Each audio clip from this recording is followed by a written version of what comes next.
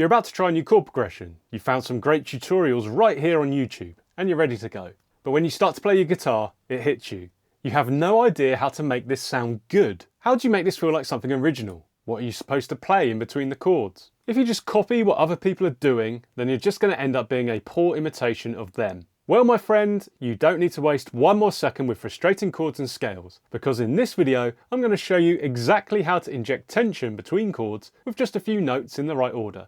This is the exact method that I've used for more than a decade to create progressions and songs that I am proud of, and today it's all yours. Does it feel like all your chord progressions sound bad? The first way to add tension between chords is by far the most important, and yet also the most overlooked. When I was a new guitarist, one of the first things that I learned were open chords. And once I could cleanly play a few of these wonders, my mind moved on to how they work together. This is when the world of chord progressions came into my life. I thought this was the golden ticket to musical nirvana, where all you had to do is bolt together a few simple open chords and then you could easily write hit songs. However, the reality was not quite so glamorous. It was less of a golden ticket and more of a map with no legend. I knew the chords, but I had no idea where I was going. Looking back at this now, I know that all I needed to get started was two chords that complemented each other, like this.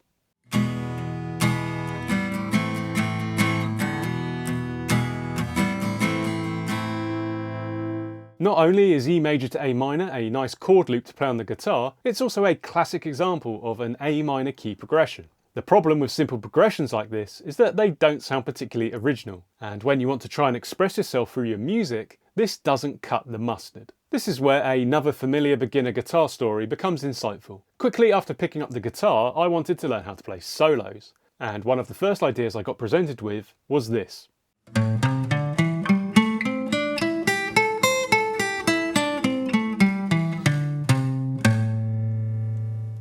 This is the A minor pentatonic scale in first position, which is a 5-note scale used widely in rock music. The problem with this is it is very easy to become boxed in. I just used to see how quickly I could play up and down the shape without really being musical with it. Little did I know that this can be the foundation for something that is simple to use, intentional, and which sounds good. With this in mind, have a listen to this variation on the earlier chord progression.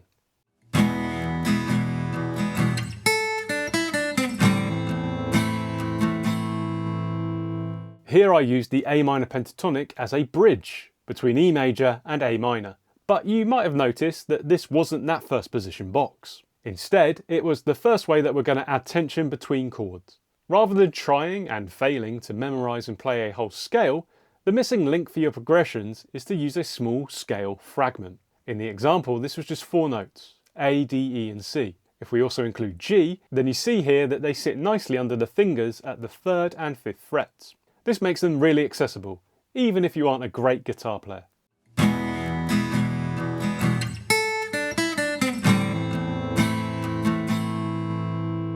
When you use a scale fragment like this, you create a smoother, more interesting bridge between chords. This makes you sound much more professional and intentional compared to people just shredding up and down scales. But how do you alter these fragments for a wider range of sounds? Despite getting stuck in the minor pentatonic box, early on in my guitar journey I still thought that the answer was speed. The faster I could go, the better a guitarist I would be. But the truth is, the faster you try and go, the shitter your songs become. Always trying to prioritise speed means you're not thinking about how your music sounds and feels. This isn't an 8-minute neoclassical guitar solo, it's a song.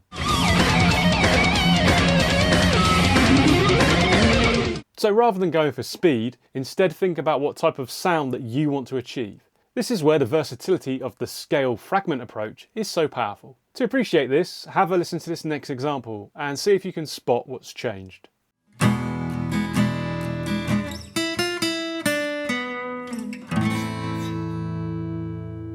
Here, not only did I play notes between the chords, but I also added a note to the E major chord. You shouldn't treat your chords and your scale fragment as separate things, but as part of the same palette of notes. You might have also noticed in the example that I introduced some new notes, which gave the progression a different flavour. If you look at the altered fragment on screen, you can see what was going on.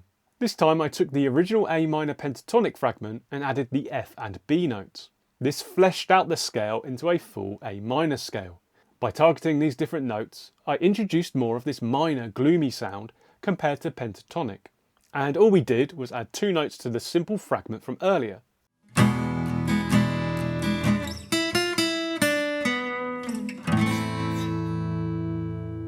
You don't have to try and learn a massive, boring scale across the entire neck in order to bring in new and exciting sounds to your music. Talking of scales, do you think that modes are only for advanced guitar players? Maybe you believe that you have to master those basic scales before you will ever understand them? Well, I'm going to attempt to prove you wrong and help you to better inject emotion into the transitions between chords. Thinking back to my minor pentatonic first position Nightmare, I always thought the problem was that this scale was too simple. If only I could add more notes, I would instantly create more interesting music and magically break out of this rut. Of course, this was complete bollocks. This false belief led me to momentarily look at learning the modes. But a brief glimpse made it seem like some crazy world where different rules apply. It was also overwhelming that I quickly gave up. If only I knew how close I was to a breakthrough like this.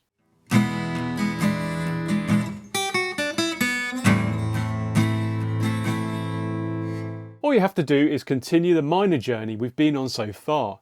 This example introduced just one changed note, F sharp instead of F. But this single note is the difference between A minor and A Dorian. Dorian is a minor sounding mode, but this raised sixth note gives it an interesting brightness. That's all you need to bring in a modal sound. Change the appropriate note in your scale fragment and make sure you target and play it to bring out the different feel.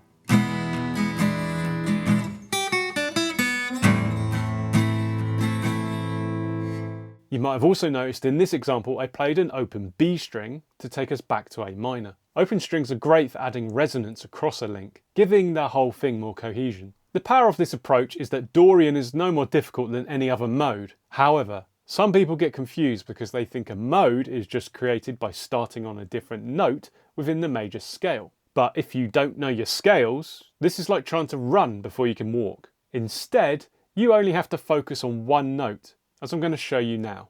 When I was desperately trying to become a better lead guitar player, I thought the thing I needed to master was minor pentatonic. But in reality, the sound I actually wanted was to be found elsewhere. I just needed to find the key to the dark side. See if you can hear it in this next example.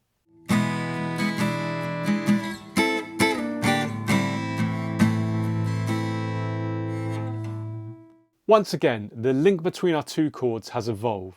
The first thing to note is I'm now playing 3 notes together and sliding down to 3 different notes. It's always worth experimenting with playing notes from your scale fragment together, whether like this or as double stops, to add depth and texture to your link. If you really want to add tension and drama, then Phrygian is your friend. The dark power of this mode is very common in metal music, but as you saw in the last example, you shouldn't dismiss it as a one-trick pony. The secret to this exotic sound is the flat second note. The flat 2 is at the heart of metal music. It has a dark, evil feel because it rubs right up against the root note of the mode. So in the example, B flat is the flat 2 in the A Phrygian mode. I used this note in the second 3-note grouping, which diluted it a little, but it still stood out. Once again, this modal sound was just one note away from the natural minor scale that we saw earlier.